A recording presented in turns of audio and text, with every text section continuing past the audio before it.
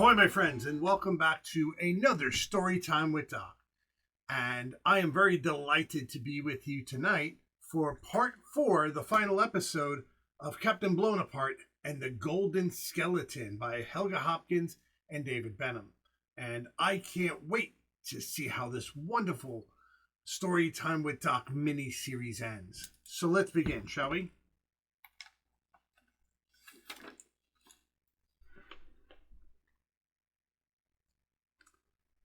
Captain Blownaparte and the Golden Skeleton, Part 4.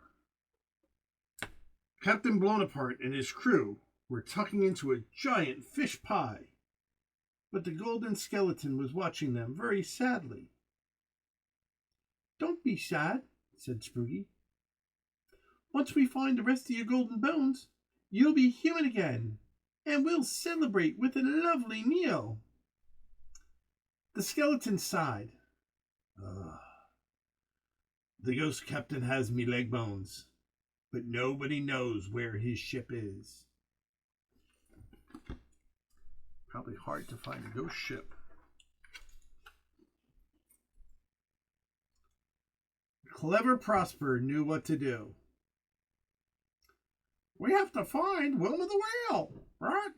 She knows all the gossip on the 7 seas. But when they found Wilma, she was in an extremely bad mood. "I've got a terrible burning in my tummy, so buzz off and leave me alone," she boomed. Then Swiss Sepp said that he knew what to do about it.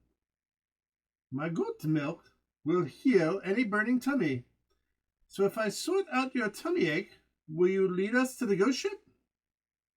That sounded good to Wilma, and she agreed straight away. She's not feeling good. I can understand why she didn't want to be around. Swiss Sepp got a huge bucket of steaming milk from his goat Heidi. Spooky and Pirate Rosie offered to carry the milk to the burning spot right inside Wilma. Prosper and Turnip offered to come along just in case they needed any help. Oof. That tummy is burning.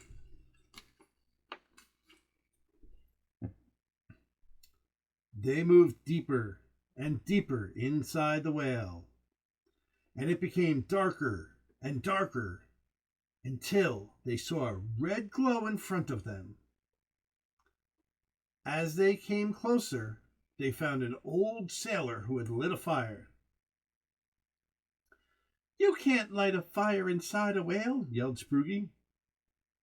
"Why, yes, I can," grumbled the old sailor. "It's not my fault the silly old whale swallowed me."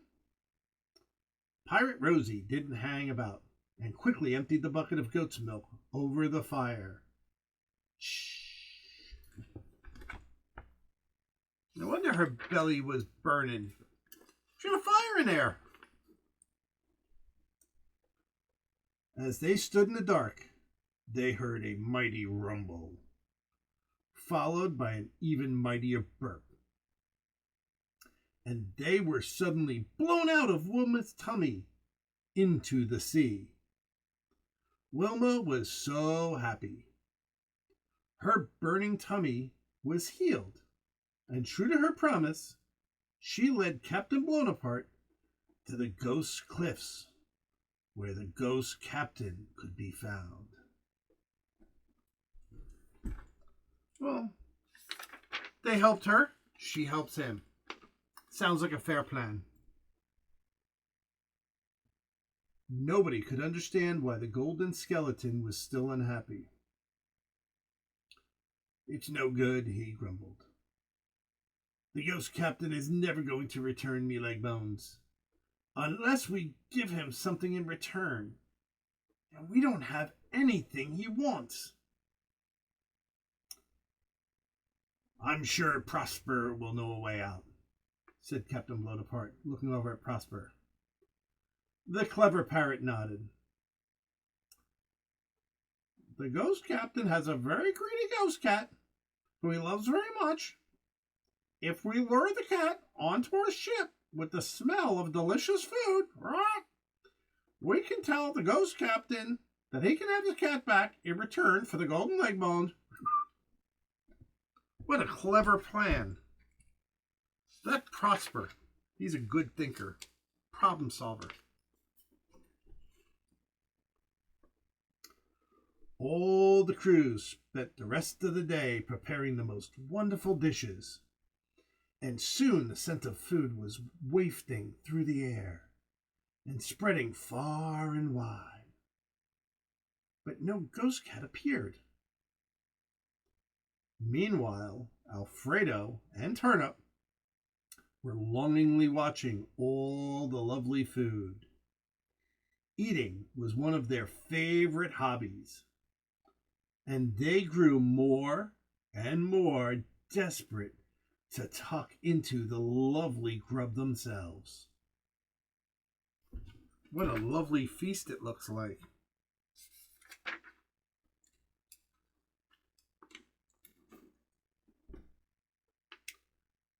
That blooming ghost cat isn't going to turn up, and all this lovely grub will be wasted, grumbled Alfredo as he grabbed the chicken drumstick. But as he was just about to bite into it, the drumstick suddenly disappeared and miraculously reappeared floating in mid-air inside a huge transparent ghost cat. I guess they found the ghost cat.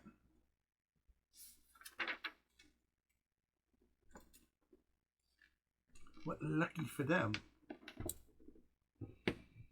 Everybody cheered. But while they'd been busy preparing for the ghost cat, they hadn't noticed that Captain Blownaparte's arch enemy, Captain Purplebeard, had sneaked up on them with the cannons at the ready. Captain Purplebeard shouted across the water, "Blownaparte, I'm going to sink you and your silly little ship once and for all." It doesn't sound very nice.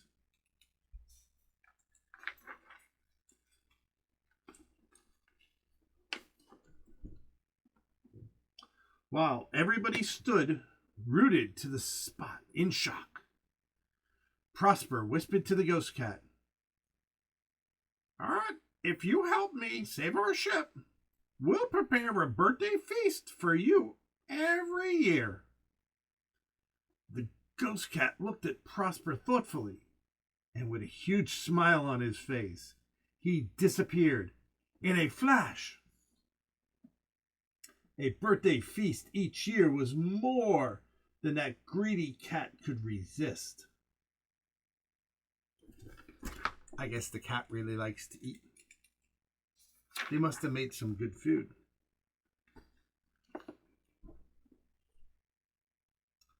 The ghost cat reappeared on Purplebeard's ship and set to work. He tied Titch's sleeves behind his back, then snipped Muscle's braces, so the big pirate was kept busy keeping his trousers up. Gertie was next. He pulled her scarf over her eyes so she couldn't work the cannons. Then the ghost cat chased the rest of the pirates high up on the ship's mast. They were all running to get away from the cat.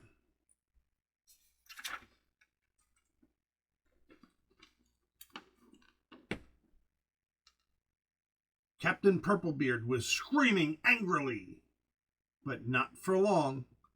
Prosper had gathered all his seagull friends together, and they flew low over Purplebeard and completely covered him in bird poop. It wasn't a pretty sight. "I can't stand all this," screamed Captain Purplebeard. "Let's rush back to the harbor." With that, the nasty pirates sailed away as fast as they could. Well, Good thing Proper had friends.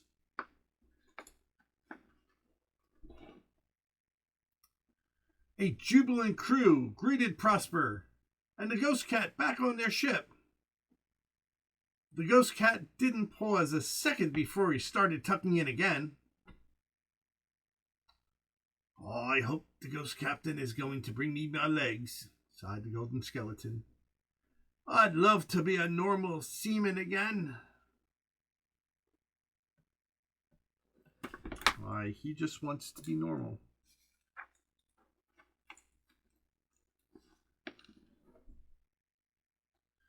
Sproogie suddenly squeaked and pointed at the horizon, where a large, ghostly sailing ship was making its way towards them. The Ghost Cat looked up and meowed, but didn't bother to stop eating. Soon the ghost ship sailed nearer, and everybody became very nervous. Captain Blownaparte shouted across the water, "You can have your cat back in return for the golden leg bones, and we'll invite you to our big feast as well." Aye, and there's the Ghost Captain looking for his kitty. Cats were rather valuable on ships, especially pirate ships.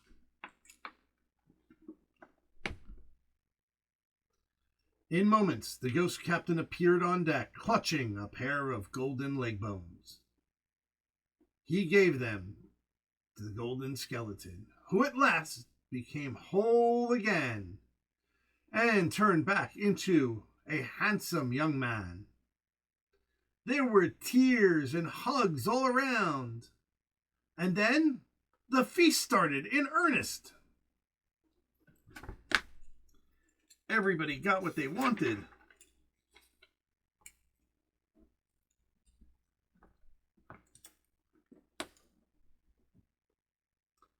Everybody was eating, singing, and dancing. Then, when the Ghost Cat could finally eat no more, he and Prosper danced on the deck together. Captain Blownaparte giggled until he had tears in his eye. "Now I've seen it all," he sputtered. "A cat dancing with a bird." Ha ha! And they all danced and had a grand time. The end. Well, that is the end of that adventure, but we have plenty more in stock for you. So hopefully you've enjoyed this story and you keep coming back for more and more stories each week with Storytime. And remember, if you've enjoyed any of these stories, please feel free to go out and get your own copy and read it on the regular. It's great for the mind, and this is how Doc stays sharp. So until next time, my friends, be safe, and I'll see you then.